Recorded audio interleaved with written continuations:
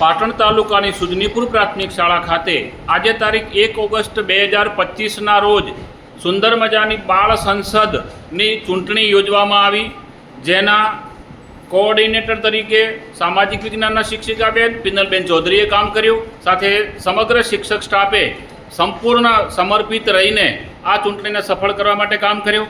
આપણે જોઈ રહ્યા છીએ બૂથની અંદર અહીંયા પોલિંગ સ્ટાફ બેઠો છે, જે અત્યારે હાલ જે પોલિંગ સ્ટાફ તરીકે બેઠા છે ધોરણ 8ના વિદ્યાર્થીની છે હેલીબેન, જેઓ ઓળખ પ્રસ્થાપિત કરી રહ્યા છે.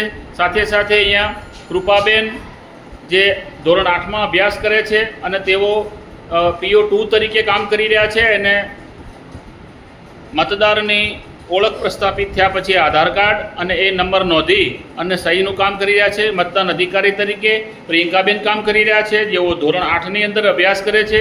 અહીંયા આપણે મતદારો મત આપતા જોવા મળે છે, મત કુટીર છે અને અત્યારે મતદારો મત આપી રહ્યા છે. સામે આપણે વિદ્યાર્થીઓ, મતદારો અને વાલીઓ, અહીંયા વાલીઓ પણ મત આપવા માટે આવી રહ્યા છે. જોઈ શકાય છે વિદ્યાર્થીઓ લાઇનમાં, ભાઈઓ અને બહેનો એ રીતે લાઇનમાં ઊભા છે, પોતાનું આધાર કાર્ડ સાથે લઈ અને મત આપવા માટે ઊભા છે. આપણે જોઈ રહ્યા છીએ. ખૂબ સરસ, વેરી ગુડ.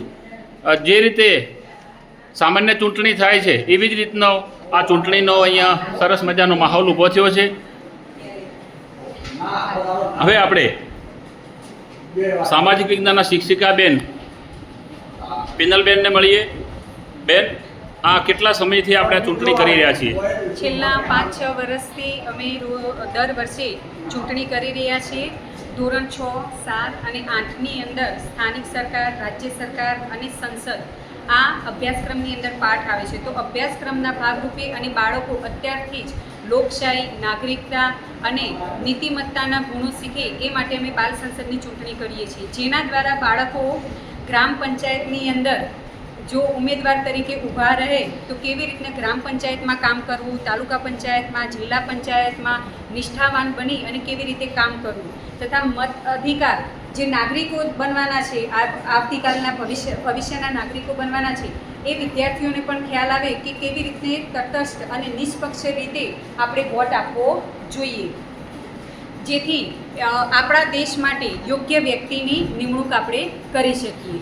અને આ બાલ સંસદની ચૂંટણી દ્વારા બાળકો આજથી જ EVM મશીનની અંદર કેવી રીતને વોટ આપવો એ પ્રક્રિયા સમજી શકે, એટલા માટે અમે બાલ સંસદની ચૂંટણી કરીએ છીએ. અને આ જ ઉમેદવારો, જે 15 ઉમેદવારોની અમે પસંદગી કરેલી છે, એમાંથી 9 જણને પસંદ કરવામાં આવશે. એ જ આખી શાળાનું સંચાલન કરશે, જેના દ્વારા એમને અત્યારથી જ ખ્યાલ આવશે કે જો આવતીકાલે એ કોઈ નેતા બનશે તો કેવી રીતે એમને વહીવટ કરવો જોઈએ.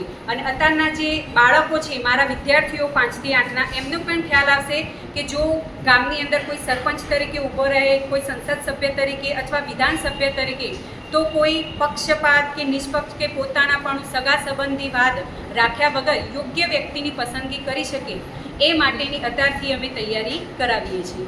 ખૂબ સરસ.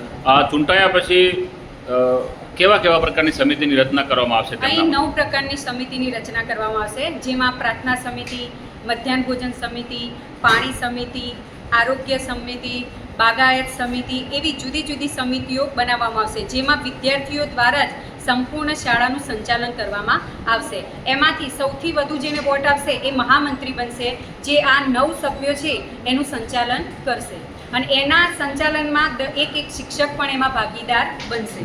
ખૂબ સરસ. વિશ્વની મોટામાં મોટી લોકશાહી એટલે ભારત, અને આ ભારતના બાળકો આ રીતે પ્રાયોગિક રીતે મતદાનની પ્રક્રિયા શીખે એટલે આપણે ખૂબ સુંદર મજાના પ્રયત્નો કર્યા છે. આશા રાખીએ કે ભવિષ્યની અંદર કદાચ મતદાન જાગૃતિના સરકારશ્રીને પણ પ્રયત્ન નહીં કરવા પડે, કારણ કે આજના બાળકને ખ્યાલ આવશે કે પોતાના મતની કેટલી કિંમત છે. તો ચોક્કસ રીતે આ ભારતનું ભાવિ ઉજ્જવળ છે એવું દેખાઈ રહ્યું છે.